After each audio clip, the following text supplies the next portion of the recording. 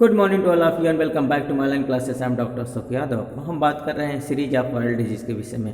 Previous video segments में हम लोगों ने स्मॉल पॉक्स से रिलेटेड बहुत सारे इंपॉर्टेंट एस्पेक्ट्स को जान लिया था, जिसमें हम लोगों ने देखा कि स्मॉल पॉक्स क्या होते हैं, स्मॉल पॉक्स के पॉजिटिव एजेंट कौन से होते हैं, इनके साइन एंड सिम्टम्स क्या होते हैं, साथ ही साथ हम लोग इनके ट्रीटमेंट, प्रिकॉशन एंड प्रिवेंशन के विषय में बहुत अच्छे से जान लिया था। आज आइए बच्चे वीडियो सेगमेंट्स के इस इंपॉर्टेंट कड़ी में हम लोग चिकन पॉक्स के विषय में बात करेंगे कि चिकन पॉक्स क्या होते हैं, इनका जो पॉजिटिव ऑर्गेनिज्म है वो कौन होता है। साथ ही साथ हम लोगों ने इनके sign, symptoms, treatment, precaution and prevention के विषय में भी जानेंगे। तो आइए स्टार्ट करते हैं वीडियो को, देखते हैं क्या है कुछ खास इसमें। चिकन पॉक्स के विषय में अगर हम बात करें बच्चों, तो हम लोग इसको चेचक के नाम से जानते हैं और गांव देहात की भाषा हमारे इंडिया में ये प्रचलन में है। हमारे गांव देहात के लोग क्या करते हैं बच्चों, इनको छोटी माता का आना भी कहते हैं, छोटी माता का प्रकोप मानते हैं, क्योंकि हमने देखा है कि गांव देहात के लोगों में इतनी भ्रांतियां हैं कि वो जब चेचक की बीमारी किसी बच्चे को हो जाती है बच्चों, तो वो कहती हैं कि छोटी माता आ गई हैं, इनको बिल्कुल सेपरेट रखिए, साफ रखिए, अगर किसी प्रकार से छुआछूत हो जाएगा तो ये रुष्ट हो जाएंगे, है ना। ये भी कहा जाता है कि इनके लिए दवा नहीं लेना है, अगर आप दवा लेंगे तो कहीं ना कहीं छोटी माता जो है रुष्ट हो जाएंगी और वो जो पेशेंट है उसको और ज़्यादा तकलीफ दे सकती हैं। तो इस प्रकार की भ्रांतियाँ गाँव देहात में हैं। लेकिन अगर हम बच्चों साइंटिफिक पॉइंट ऑफ व्यू से बात करें, साइंस के विथ रिस्पेक्ट अगर हम बात करें, तो चिकन पॉक्स को हम चेचक कहते हैं। आइए बात करते हैं कि चिकन पॉक्स एक्चुअल में क्या है ना। अगर हम गांव देहात की भ्रांतियों को छोड़ दें तो सही भाषा में चेचक किसको कहते हैं, आइए बात करते हैं। चेचक is an infectious viral disease caused by the varicella zoster virus. Chicken pox भी बच्चों जिस प्रकार से स्मॉल पॉक्स था, सच ये भी चिकन पॉक्स भी एक प्रकार का इन्फेक्शस डिजीज होता है, एक प्रकार का कंटेजियस डिजीज होता है, कम्युनिकेबल डिजीज होता है, जो एक संक्रमित पर्सन से किसी दूसरे हेल्दी पर्सन में पहुंच जाता है ना बच्चों। और ये कैसे पहुंचता है, थ्रू द ड्रॉपलेट इन्फेक्शन या बाय द डायरेक्ट कॉन्टैक्ट के माध्यम से भी ये इन्फेक्शन होता है। तो चिकन पॉक्स भी एक प्रकार का इन्फेक्शस डिजीज होता है, एक प्रकार का कंटेजियस डिजीज होता है, एक प्रकार का कम्युनिकेबल डिजीज होता है, जो एक पर्सन से किसी दूसरे पर्सन में क्या होता है, ट्रांसफर हो जाता है, इन्फेक्शन कॉज करता है। और इसके कॉजेटिव एजेंट की बात अगर हम करें बच्चों, तो किसकी वजह से ये होता है, तो आप इसको रिमार्क कर लेंगे, वेरिसोला जोस्टर। क्या है ना बच्चों, वेरिसेला जोस्टर। तो वेरिसेला जोस्टर वायरस, जिसको हम VZV के नाम से जानते हैं, तो varicella zoster virus is the costing agent of the chicken pox, that is the varicella zoster, है ना। तो चिकन पॉक्स का जो कॉस्टिंग एजेंट होता है वेरिसेला जोस्टर, आप इसको रिमार्क कर लेंगे। It is spread from the neat, है ना। ये नीट ऑफ पॉइंट व्यू से बहुत इंपॉर्टेंट है। तो आप लिखेंगे चिकन पॉक्स वायरस एक प्रकार का इन्फेक्शस डिजीज होता है, एक प्रकार का वायरल इन्फेक्शस डिजीज है, जो वेरिसेला जोस्टर वायरस के संक्रमण से होता है ना। जैसा कि आप ये जो फिगर इंटरफेस हो रहा है आप देख रहे हैं, देखिए ये जो फिगर है ये किसका है, ये है वेरिसेला का, है ना। ये वेरिसेला जोस्टर वायरस है, जिसकी वजह से चिकन पॉक्स का प्रॉब्लम होता है ना। तो चिकन पॉक्स क्या है बच्चों, एक प्रकार का कंटेजियस डिजीज है, एक प्रकार का इन्फेक्टिव डिजीज है, एक प्रकार का इन्फेक्टिव वायरल डिजीज होता है, जो एक पर्सन से किसी दूसरे पर्सन में कंटामिनेट हो जाता है। It can cause an itchy blister like rashes on the skin. ये क्या होता है बच्चों, अगर ये बीमारी कॉज हो जाता है, ये बीमारी हो जाता है, तो इसमें क्या लक्षण देखने को मिलेंगे, क्या होता है, तो इसमें इची अर्थात हमारे पूरे शरीर पे क्या होता है बच्चे, खुजली जैसी होती, इचिंग होती है, and blister like rashes on the skin, और हमारे पूरे स्किन पर, होल बॉडी पर रेसेस लाइक स्ट्रक्चर देखने को मिलेगा, अर्थात ब्लिस्टर्स देखने को मिलता है। और इस ब्लिस्टर्स में क्लियर वाटर भी हो सकता है या फिर पस भी भरा हो सकता है। तो छोटे छोटे ब्लिस्टर्स दिखाई देते हैं, पूरे होल बॉडी पर, स्किन के ऊपर रेसेस देखने को मिलते हैं, है ना। और क्या होता है बच्चों, इसमें इचिंग होता है, अर्थात जलन होती है, खुजली होती है, ठीक। आइए बात करें, जैसा कि आप देखिए ये फिगर देखिए, इसमें अगर सबसे पहले अगर हम देखें बच्चों, तो इसका जो शुरुआत होता है ये पैपुली से स्टार्ट होता है, पैपुली के बाद ये ब्लिस्टर्स टाइप बन जाता है, अर्थात इस प्रकार से क्या होता है बच्चों, अर्थात एक स्वेलिंग टाइप हो जाता है और इसमें से क्लियर पानी भरा होता है, क्लियर वाटर भरा होता है। और फिर अगर मान लीजिए बच्चों आप इसको डिस्टर्ब कर देते हैं, किसी प्रकार से खुजली कर देते हैं, स्क्रैच कर देते हैं, तो फिर यहाँ घाव बन जाता है। और फिर ये घाव अगर मान लीजिए ठीक भी हो जाता है बच्चों, अगर आपने स्क्रैच कर दिया तो ठीक होने के बाद यहाँ दरारें बन सकती है, स्कार्स बन सकता है। इसलिए ज़रूरी है कि इस ब्लिस्टर्स को टच नहीं करना है, डिस्टर्ब नहीं करना है, तोड़ना नहीं है, ठीक बच्चों। ये देखिए कुछ समय बाद इसमें अल्सर बन जाता है, इसमें पानी भर जाता है।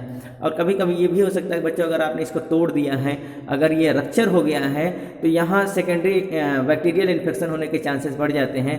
तब यहाँ पानी नहीं बल्कि यहाँ पस फॉर्मेशन बन जाता है, यहाँ पस भी दिखाई दे सकता है ना, तो मवाद भी आ जाता है due to the infection of the bacteria, अर्थात यहाँ सेकेंडरी बैक्टीरियल इन्फेक्शन हो जाने की वजह से यहाँ पस भी बन सकता है। जैसा कि आप स्मॉल पॉक्स में देखे थे कि वहाँ केवल और केवल क्लियर वाटर होता है, बिल्कुल झलकता हुआ पानी होता है स्किन के ऊपर, और लेकिन यहाँ क्या देखेंगे, यहाँ आपको दोनों चीज़ें हो सकती हैं। अगर आप उसको टच नहीं करेंगे, डिस्टर्ब नहीं करेंगे, तो केवल और केवल वाटर होता है ब्लिस्टर्स के अंदर। अगर आप उसको टच कर देते हैं, उसको तोड़ देते हैं, तो वहाँ बैक्टीरिया का संक्रमण बढ़ जाता है, सेकेंडरी बैक्टीरियल इन्फेक्शन हो जाने की वजह से वहाँ मवाद बन जाता है। क्या बन जाता है? पस बन जाता है। ठीक, आइए बात करते हैं मोड ऑफ इन्फेक्शन, ये कैसे कंटामिनेट होता है हमारे शरीर के अंदर। आइए बात करते हैं। बिल्कुल कंटामिनेशन वैसे ही होता है बच्चों जिस प्रकार से हम लोगों ने स्मॉल पॉक्स में अध्ययन किया था कि जैसे स्मॉल पॉक्स में कंटामिनेशन होता है, इन्फेक्शन होता है, ठीक इसमें भी इसी प्रकार से कंटामिनेशन होता है। तो varicella virus transmitted through the droplet infection और the direct contact. Varicella virus भी बच्चों एक इन्फेक्टेड पर्सन से एक हेल्दी पर्सन में जाता है, लेकिन कैसे जाता है? ड्रॉपलेट इन्फेक्शन के द्वारा, अर्थात जो ड्रॉपलेट्स होते हैं, अगर मान लीजिए पर्सन ने कफिंग किया या स्नीजिंग किया, तो उसके स्नीजिंग और कफिंग करने से जो ड्रॉपलेट्स हैं, जो ड्रॉप निकलते हैं, उन ड्रॉप्स में बहुत सारे स्मॉल पॉक्स वायरस होते हैं जो एक इन्फेक्टेड पर्सन से हेल्दी पर्सन के पास तक पहुंच जाते हैं, है ना। तो क्या है? Varicella virus transmitted through the droplet infection और by the direct contact. Direct contact से भी पहुंचते हैं या फिर ड्रॉपलेट इन्फेक्शन के।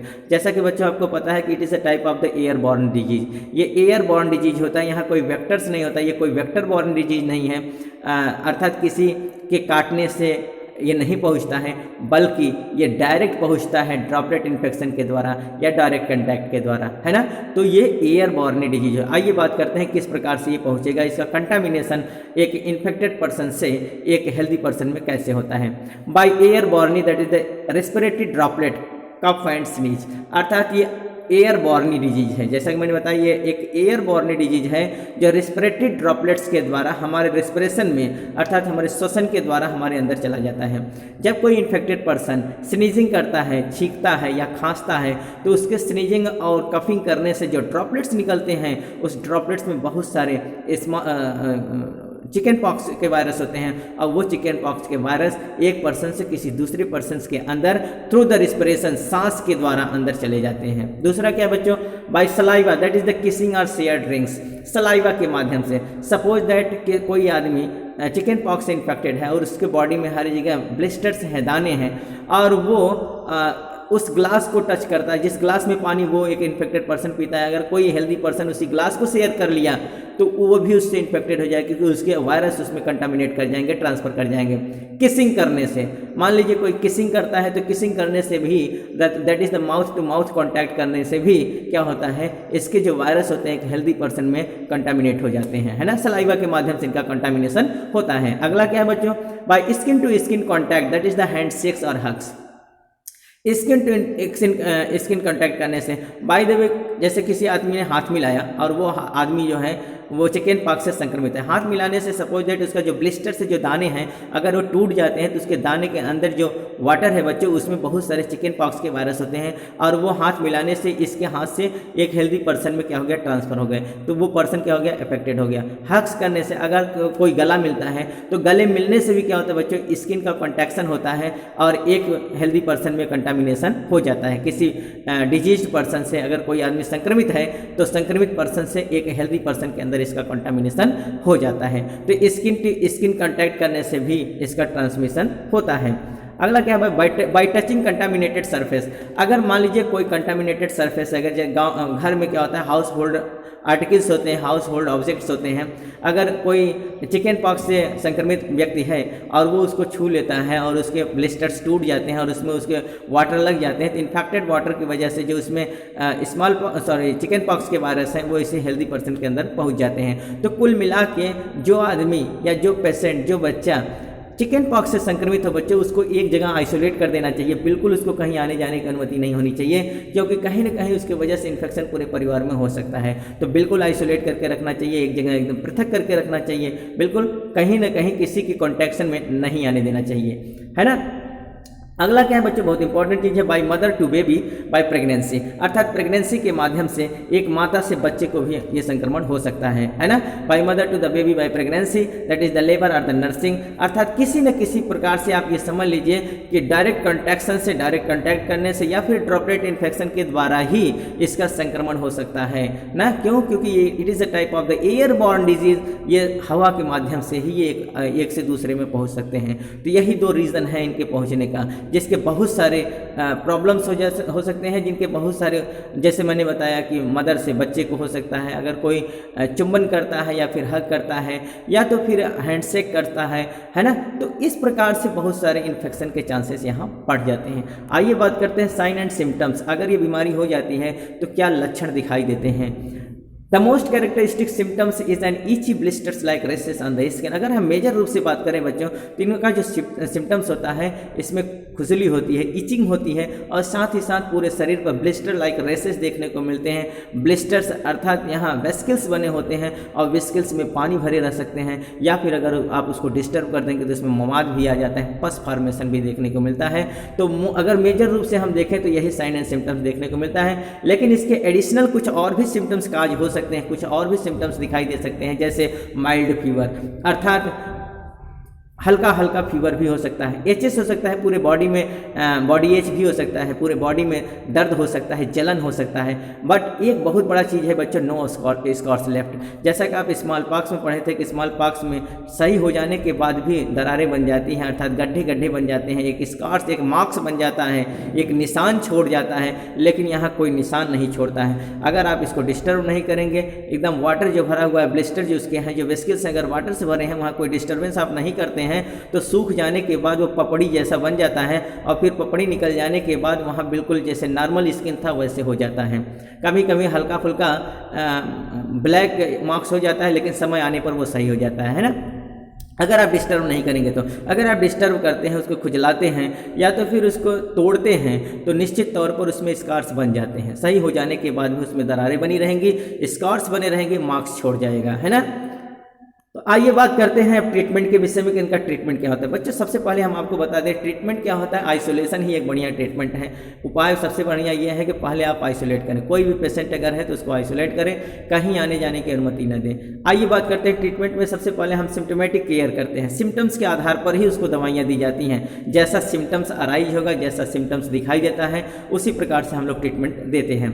Treatment usually allows relieving symptoms, अर्थात ट्रीटमेंट हम क्या देते हैं, सिम्टम्स को सही करने के लिए जैसा सिम्टम्स अलाउ करेगा ठीक उसी प्रकार से हम ट्रीटमेंट देते हैं ना।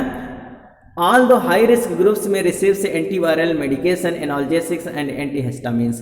हाई रिस्क पर्सन्स जो होते हैं बच्चों, जैसे मान लीजिए जो लैब में काम करने वाले हैं, जो इनके कांटेक्ट में हर समय रहते हैं, जैसे सपोज दैट जो जिनके यहाँ चांसेस ज़्यादा होने के, जिनके ऊपर चांसेस ज़्यादा होते हैं कि इनमें चिकन पॉक्स होने के चांसेस ज़्यादा हैं, तो ऐसे हाई रिस्क पर्सन को या ऐसे हाई रिस्क ग्रुप को एंटीवायरल मेडिकेशन भी दिया जाता है, एंटीवायरस दवाइयाँ दी जाती हैं। और मान लीजिए अगर वहाँ सेकेंडरी बैक्टीरियल इन्फेक्शन हो गया तो एंटीबायोटिक भी वहाँ क्या दिया जाता है, कम रिकमेंड किया जाता है। साथ ही साथ analgesic, antipyretic and antihistamine that is the anti allergic दवाइयाँ भी दी जाती हैं।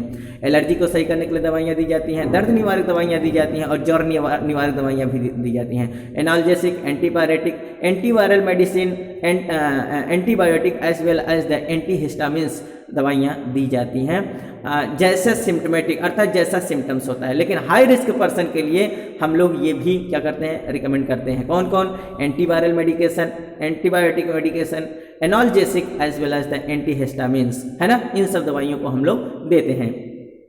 अगला अगर हम सेल्फ केयर की बात करें बच्चों, तो सबसे ज़्यादा जरूरी होता है कि अगर कोई पर्सन इन्फेक्टेड है तो उसको अपना भी केयर स्वयं से करना चाहिए। सेल्फ केयर में हम क्या करते हैं, no consist of it consist of the oatmeal bath and moisturiser. इसमें क्या करते हैं बच्चों, क्योंकि इसमें खुजली बहुत होती है, ईचिंग बहुत होती है, जलन बहुत होती है, तो मार्केट में बहुत सारे ब्रांड अवेलेबल हैं।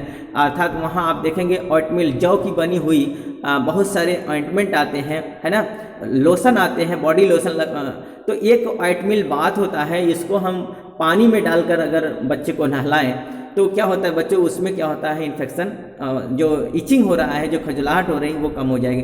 अब उन बच्चों अगर हम देखें तो चिकन पॉक्स का जो संक्रमण होता है ये किसी भी एज ग्रुप में हो सकता है, लेकिन 90% केसेस में बच्चों ये बीमारी 10 साल के बच्चों में होती है। तो ज़्यादा प्रकोप अगर हम देखें तो इसका किस में होता है, 10 साल के बच्चों में, लेकिन ये कोई कहा नहीं जा सकता किसी भी एज ग्रुप में इसका क्या होता है, संक्रमण होता है।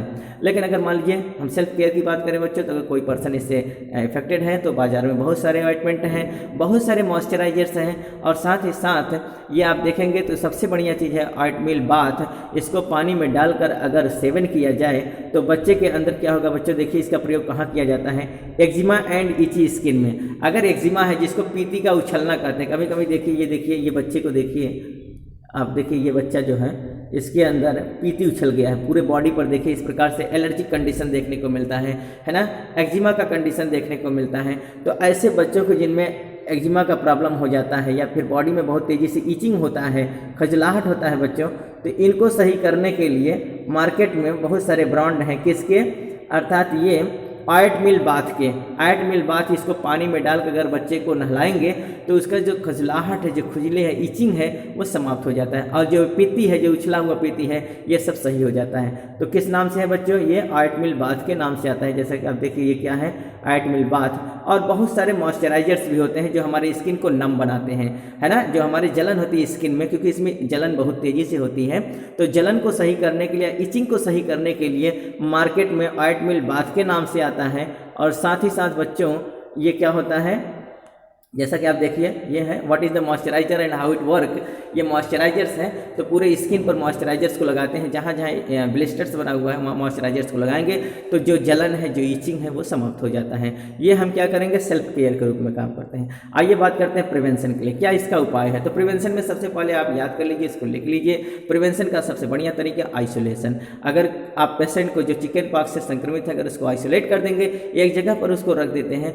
तो उस इन्फेक्टेड पर्सन का संक्रमण किसी दूसरे हेल्दी पर्सन में नहीं पहुंच पाएगा। उसको कोई सामान उठाने के लिए ना रोकिए, क्योंकि बच्चों देखिए गांव देश में, गांव देहात में जो भ्रांतियां हैं माता का आना, वो कहीं ना कहीं कारगर सिद्ध भी होती हैं। क्यों, क्योंकि उनको ये पता होता है कि ये छुआछूत से होता है, तो वो पेशेंट को बिल्कुल एक जगह आइसोलेट करके भी रखते हैं, कहते हैं कोई छुएगा नहीं, अगर छुएगा तो माता रानी रुष्ट हो जाएंगी, तो ये पेशेंट को भी तकलीफ होगा, पेशेंट को ही तकलीफ होगा। उनके दिमाग में ये होता है कि पेशेंट के ऊपर ही जाएगा, लेकिन सही मायने में तो अगर पेशेंट को आइसोलेट कर दिया जाएगा तो उसकी वजह से किसी दूसरे को इन्फेक्शन नहीं होगा। तो कहीं ना कहीं जो वो काम करते हैं वो सही ही है, चाहे वो अपने दिमाग में सही समझ कर रहे हों या कोई मिथक समझ कर रहे हों, लेकिन कहीं ना कहीं ये सही है। अच्छा, दूसरी चीज़ उनको ये भी विश्वास हो गया है कि छोटी माता को डिस्टर्ब नहीं करेंगे तो अपने आप सही हो जाती है। तो बच्चों ये बीमारी, इसके लिए कोई दवा लेने की ज़रूरत नहीं होती है, ये अपने आप ही सही हो जाता है ना।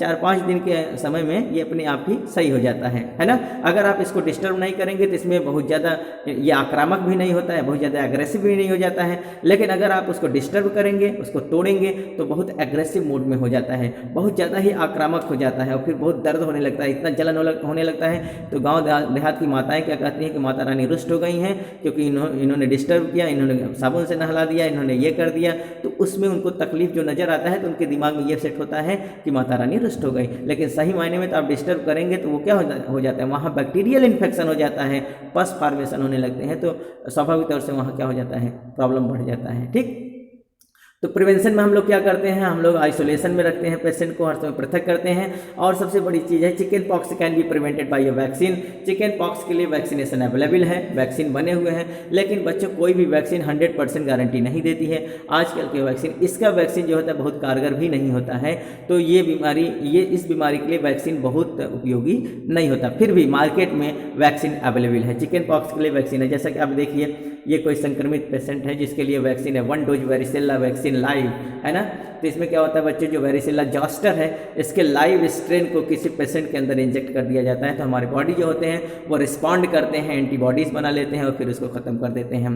तो it is all about the chicken pox. बच्चों, उम्मीद है आपका आज का वीडियो सेगमेंट्स आपके लिए बहुत हेल्पफुल रहा होगा, आपको बहुत अच्छे से समझ में आया होगा। अगर बच्चों हमारा वीडियो सेगमेंट्स आपके लिए उपयोगी हो, अच्छे से समझ में आता हो, तो ज़्यादा से ज़्यादा हमारे चैनल को सब्सक्राइब करें, लाइक करें, शेयर करें अपने यार दोस्तों में, जिससे उनकी भी तैयारी सुचारू रूप से चल सके। तो बच्चों, हम मिलते हैं नेक्स्ट वीडियो में नेक्स्ट सेगमेंट के साथ। तब तक के लिए बच्चों धन्यवाद।